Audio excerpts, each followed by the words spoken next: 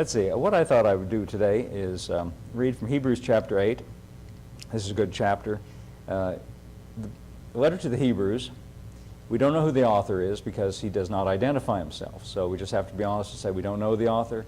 The early church fathers seem to have, well, you know, it's very interesting if you study about the early church and the canonization of the New Testament, how it came into being.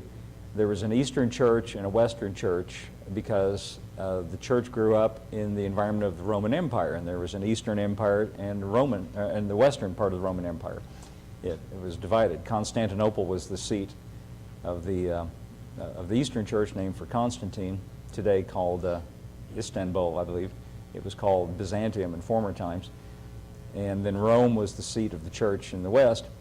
And when it came time to start putting together the New Testament texts, one group thought the book of Revelation should not be in the collection.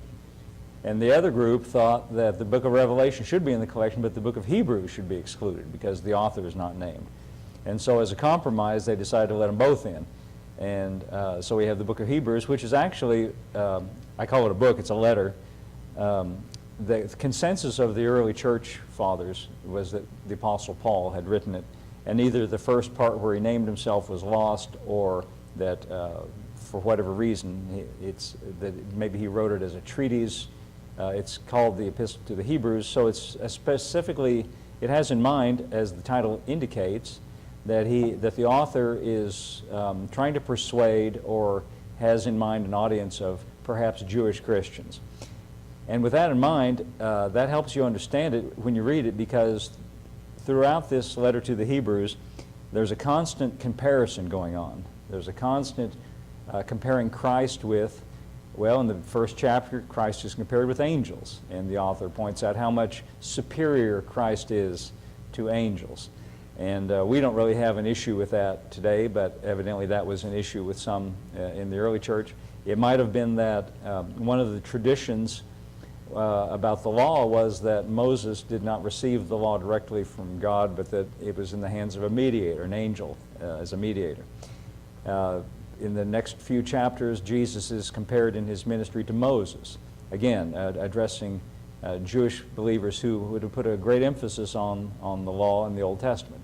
In fact, in the first century or so of the church, the big fight or the big issue or the big controversy is how much of the Old Testament should be included as binding on Christians, how much of it should be included, and Paul's position was that none of it should be binding, and that this is a new covenant, and and that the old covenant had its function and it had its day, and it was a covenant between a specific group of people for a limited period of time. And that's definitely his point of view, and that is also the point of view of this writer to the Hebrews. And in chapter 8, he makes some interesting points about that. Now, the reason I bring that up is because I think that, and if you want to read, by the way, in the book of Acts about this controversy, it's all through the book of Acts, but especially in chapter 15, that's where it really comes to a head, and there's a real, almost like a knockdown, drag-out fight. I'm making it sound more dramatic than it really is, but if they made a movie out of it, they would have a lot of fist fights, and they'd be pulling out their staffs and whipping around like lightsabers. That could actually be pretty exciting if they did it that way. Like Noah, they had Noah that way, you know, he was a superhero in the new movie. Yeah, anyway, let's see, chapter 8. The reason I bring it up is, I think, just my opinion, just as a observer and a person who has been on the receiving end and sat in church a lot, I think, my opinion is that this is not clear in the minds of most Christians. And in the minds of most Christians, it's a kind of a muddle. It's kind of a blur. And sometimes we have a New Testament mindset, and sometimes we have an Old Testament mindset, and the consensus theology seems to be to try to find a merging of the two, try to blend them together. And I think the point of view of Paul and of the writer to the Hebrews, and actually Jesus himself, is that no, the two cannot be blended together. That they are actually doing opposite things. Anyway, let's begin to read here. So I think it's timely and relevant. That's why I'm saying that. Chapter 8 of Hebrews. And I think I'll begin reading with verse 6. Of course, I'm skipping over the early verses where it sets the context that it's talking about Jesus and how he's a high priest of a tabernacle that's not part of the earth. It's not earthly, but it's heavenly. And so it's talking about Jesus in verse 6, and it says, "But now hath he," meaning Jesus, "obtained a more excellent ministry." More excellent than what he said in the previous verses about the priests under the old covenant who offered sacrifices. Jesus has obtained a more excellent ministry by how much also he is the mediator. He is the mediator of a better covenant, which was established upon better promises. So first thing right away that we find out is that Jesus is called here a mediator. Now you know what a mediator is just from common usage in everyday speech. Sometimes we might hear about like a labor dispute. The workers are upset and the management's dug in their heels and they're not going to give them more money and the workers want more money. Then there's going to be a strike, and so then sometimes you'll hear in the news they'll call in a mediator. Well, the job of the mediator is to bring both sides together. Is that right?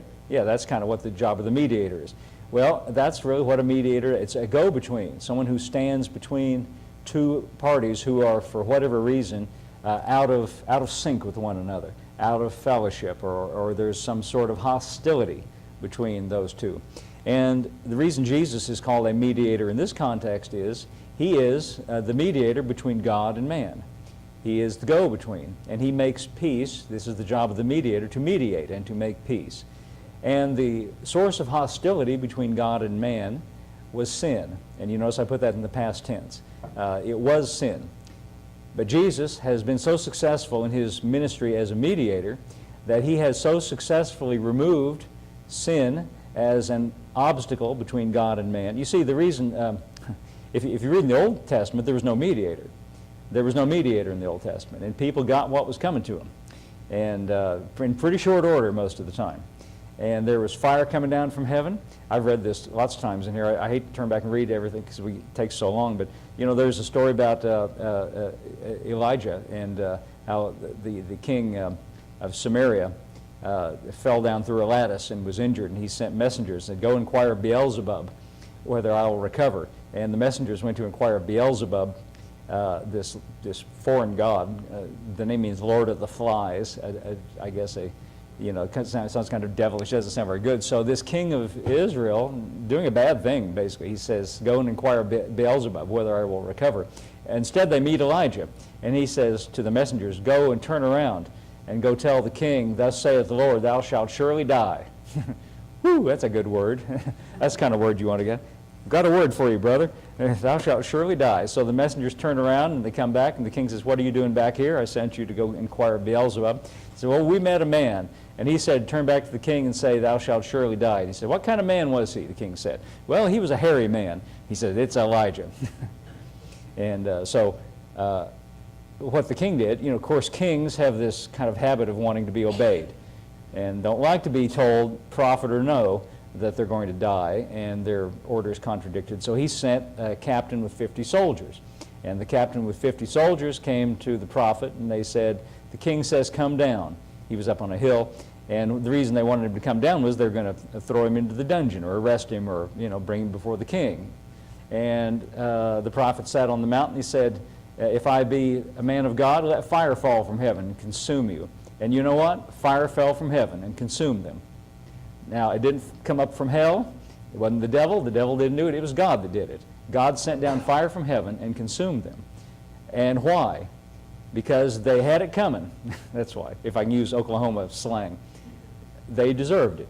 In fact, if you read the theology of the New Testament and also in the Old Testament, the fact of it is everybody deserves it. And it's just the sheer mercy of God that everybody didn't get fire from heaven every day of the week, because everybody deserves it.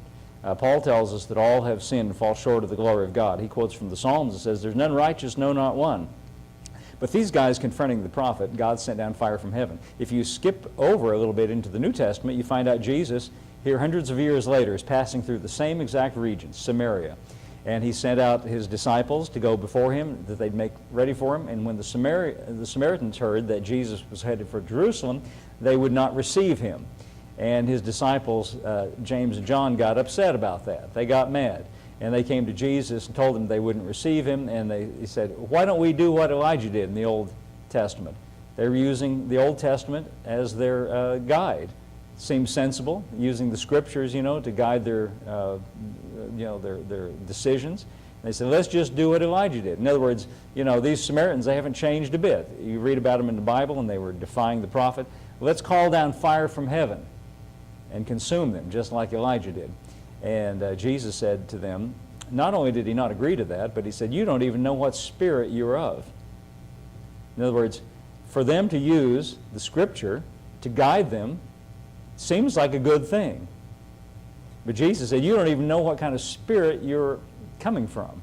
He said, the Son of Man has not come to destroy men's lives, but to save them. So I draw from that evidently a change has taken place. Something has changed. Now, it's not that God changed his mind about anything, but Jesus came to mediate between God and man, between guilty man and holy God, who is a righteous judge, by the way, and has to judge righteously. And when he sent a flood to the earth, and when he sent down fire from heaven, and when he judged people in other ways, he was righteous in doing so because he's a righteous judge. But the thing he was judging, which is sin, was the thing that Jesus came to deal with on the cross. Now, as Christians, we claim to believe that. I say we give lip service to it, but I don't really think we think about it, and I don't think we really do actually believe that. Because when you hear Christians talk, they're still obsessed with sin and worried about it, think God's mad about sin. Now, I'm not promoting sin, by the way. I'm not saying that there's anything good, but I'm just saying that the judgment has already taken place. In fact, here we are in Hebrews chapter 8. I started there, but let's just skip to chapter 9 for a second. Look at this just for a minute. Look at 9:26, and we're going to go back to chapter 8. I'm talking about Jesus as a mediator. Hebrews chapter 9, verse 26. Let's back up, verse 24. For Christ has not entered into the holy places. You see, there's this constant comparison of Christ with the procedures of the Old Testament. For Christ has not entered into the holy places made with hands, which are figures of the true, but into heaven itself, now to appear in the presence of God for us, by the way, as an advocate, as a mediator. Nor yet that he should offer himself often, as the high priest entered into the holy place every year with the blood of others, meaning animals. Verse 26, for then must he often have suffered from the foundation of the world. Why? Because sin is constantly taking place. Offerings have to constantly be offered. In other words, if he was doing it like the Old Testament model, he would have to go and offer his blood often. But now it says, but now once, this is the last clause of verse 26, but now once in the end of the world, notice the word once, that means one time was enough. Once in the end of the world hath he appeared to put away sin by the sacrifice of himself.